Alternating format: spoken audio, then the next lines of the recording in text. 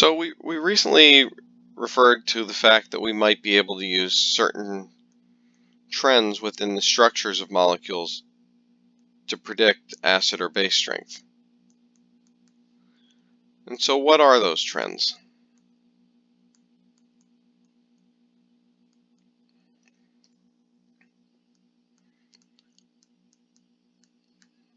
So we'll look at electronegativity,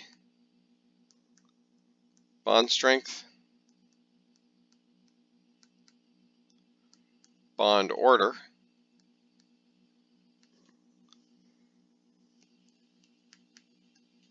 induction, and resonance.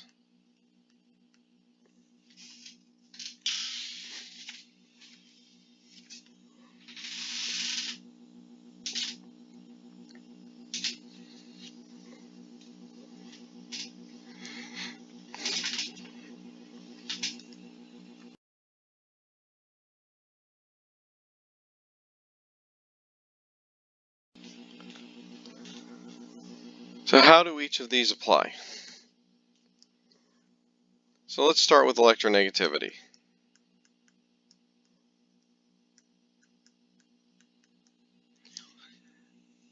Electronegativity is mainly going to apply going left to right on the periodic table. And so hopefully we remember, as we go left to right, electronegativity increases. Well, if you think about what's going on with an acid-base reaction, here's a series of compounds.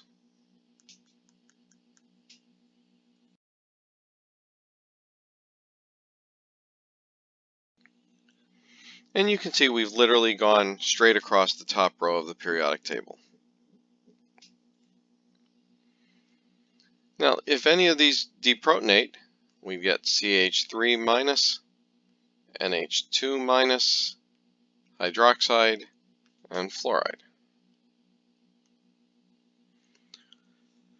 So all of the conjugate bases here are anions. And so if you think about it, it should make sense. The more electronegative an element is, the more okay it's going to be having a negative charge on it. And so that's what we're seeing going left to right here. So CH4, which is the least electronegative of this group, is a very, very weak acid. Ammonia, a bit stronger. Water, even stronger. And finally, at HF, 3.2 is actually getting us into the range of some real acids.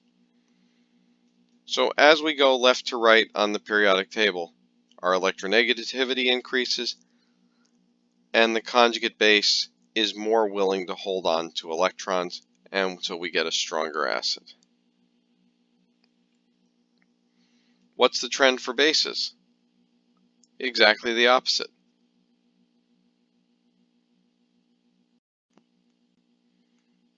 So of these conjugate bases, F minus, because it doesn't mind having extra electrons, is the weakest base, whereas CH3 minus, which doesn't want those extra electrons, it's less electronegative, is a much stronger base.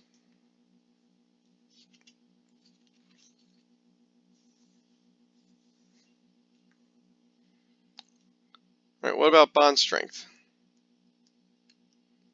So when we speak of bond strength, we're literally talking about how strong the bond holding that hydrogen is. And so bond strength is going to apply as we're going up and down a column on the periodic table. So HF up at the top, HCl, HBr, and HI. Now, why didn't we talk about bond strength with the previous group? Well, with that previous group, because they're within the same row, there's not a ton of variation on bond strength.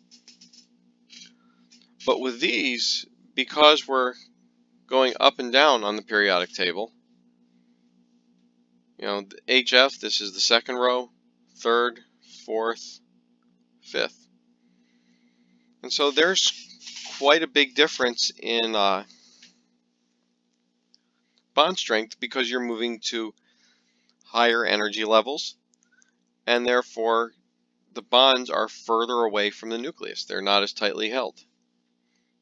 And so as we go down the periodic table, that proton's not held on as strongly, and we get increasingly stronger acids.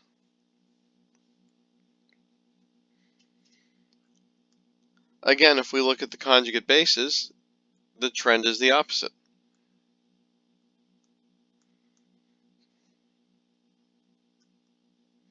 So if we're talking now about base strength, the trend goes in exactly the opposite direction.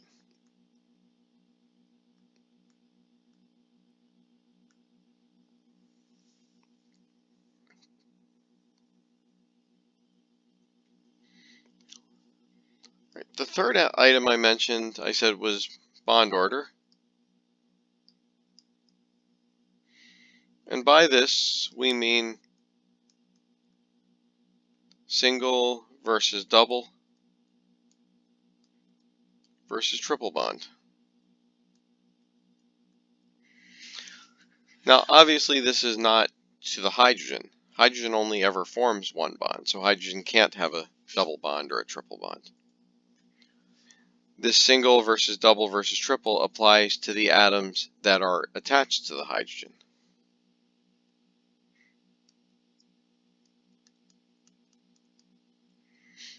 So here we have a single bond between the two carbons.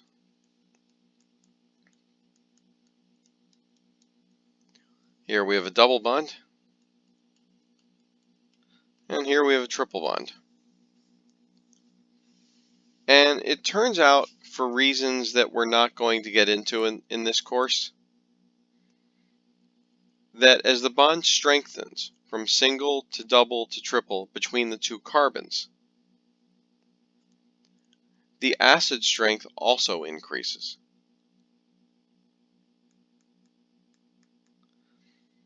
So CH3CH3, which just has the single bond between the two carbons, has a pKa of about 50.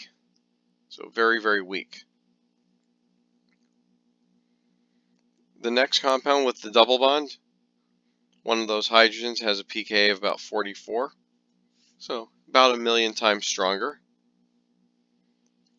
And then when we put that triple bond in, again, remembering the hydrogen that's being removed is not triple bonded. It's always a single bond. But that ends up getting us all the way down to a pKa of 25. So changing the type of bond that's involved can have a very significant impact.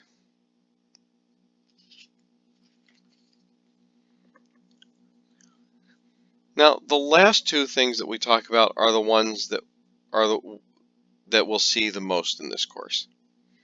And that's induction and resonance.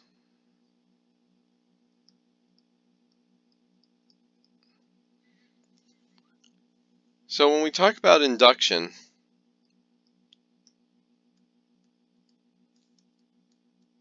this is the addition of substituents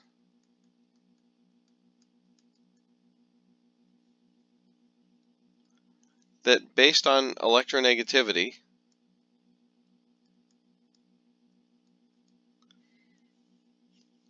can change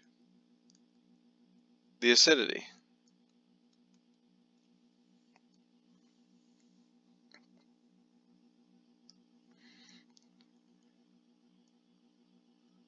So here's acetic acid. Acetic acid has a pKa of 4.76.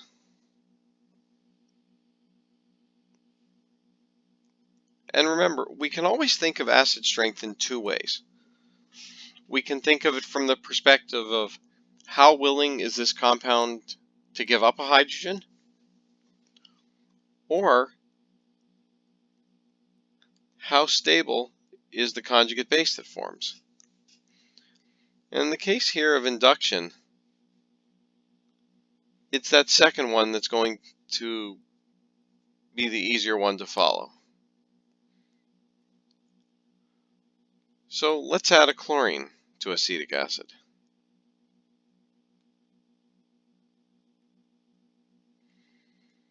So chlorine is a highly electronegative element.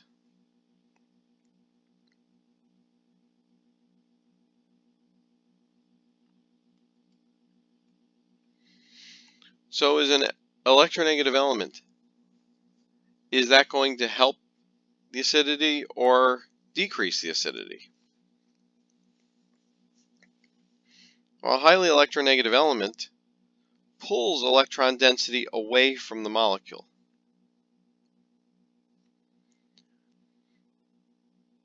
And so if we now have a negative charge, will that electronegative element help pull it away? The answer is yes.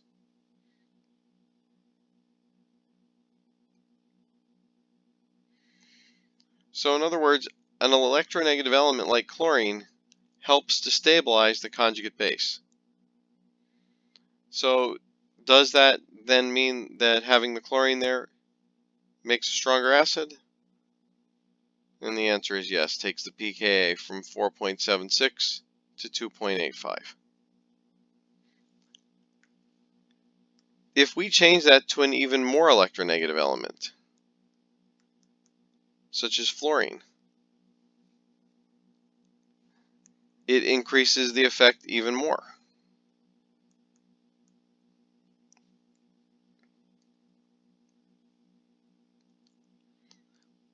Same thing if we add 2 of an electronegative element.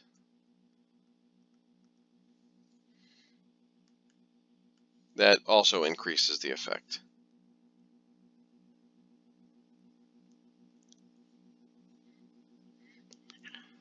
So what if we put an electron donating group on? Does it take us in the opposite direction? Yes. So an electron donating group would destabilize the conjugate base and make a weaker acid.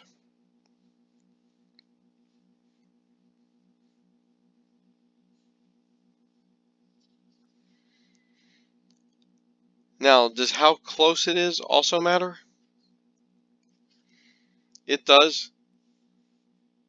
So if we compare these two molecules where we move the chlorine, here it's right next to the carboxylic acid.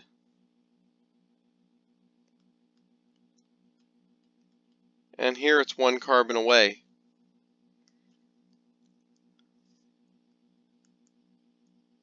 Gives us 2.86 versus 4.05. So just moving that chlorine over 1 carbon has more than a 10 times difference in acidity. And if we keep moving it further away, this number will continue to go up.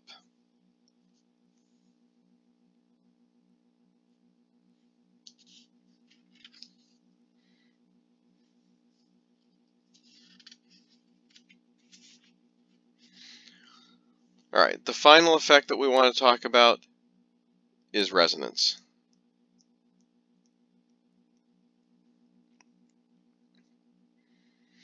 So resonance, you recall, we talked a little bit about in foundations. It existed for species such as carbonate, where our Lewis structures limit our ability to show what the molecule really looks like, and that the true structure of carbonate is actually a hybrid of these 3 different molecules.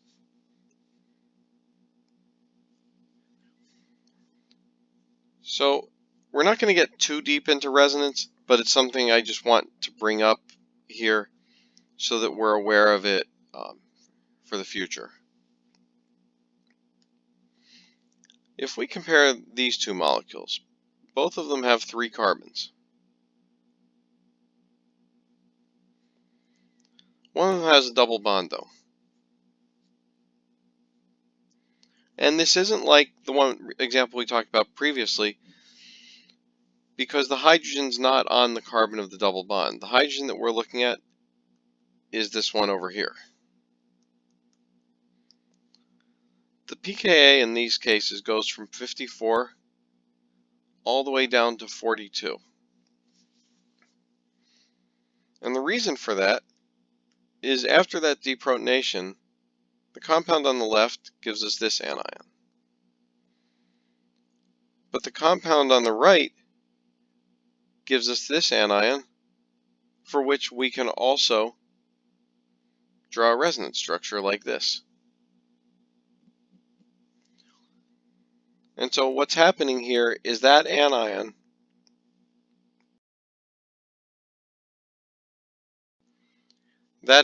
is stabilized by resonance. The important point here is that the negative charge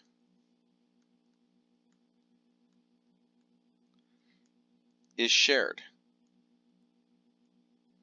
And charges are in general not stable.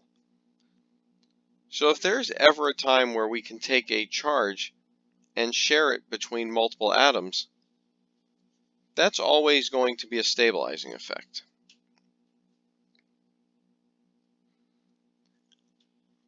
And again, that's what we're seeing here, is that we can share this charge between multiple atoms, and that allows the molecule to be more stable. And because the molecule is more stable, the conjugate base is more stable. It means it comes from a stronger acid.